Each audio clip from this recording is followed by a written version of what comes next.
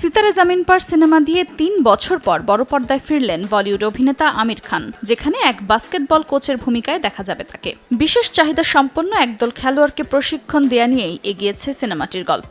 যদিও ছবিটি Spanish cinema চ্যাম্পিয়ন্সের remake, যা পরে হলিউডেও চ্যাম্পিয়ন্স নামে রূপান্তরিত হয়েছিল।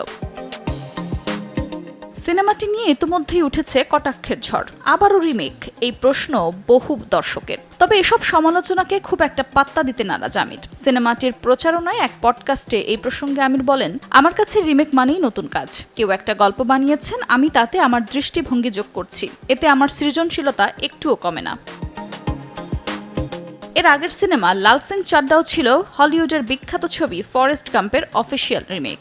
সে ছবিকেও সমালোচনার মুখে পড়তে হয়েছিল শুধুমাত্র রিমেক হওয়ার কারণে, কিন্তু আমির সেই ট্রেন্ড বদলাতে চান। শুধু তাই নয়, রিমেক নিয়ে বিতর্ককে আরও শক্ত যুক্তি দিয়েছেন আমির। তার কথায়, আজও থিয়েটারে সবচেয়ে বেশি অভিনীত নাট্যকার শেক্সপিয়ার। তার নাটক আজও বিভিন্ন ভাষায় রূপান্তর হয় আর আমরা প্রশংসা করি। তাহলে সিনেমার ক্ষেত্রে হলেই কেন রিমেক খারাপ? এটা ভুল মানসিকতা। আমি যদি শেক্সপিয়ারের নাটক অ্যাডপ্ট করতে পারি, সেখানেও তো আমার শ্রম আছে, এটাও এক ধরনের সৃষ্টি। একথা বলে রিমেক নিয়ে আলোচনা অপ্রয়োজনীয় বলে মন্তব্য করেন আমির। এই বক্তব্যে তার আত্মবিশ্বাস স্পষ্ট যে গল্প পুরনো হলেও যদি দৃষ্টিভঙ্গি নতুন হয় তাহলে তা কখনো পুরনো হয় না।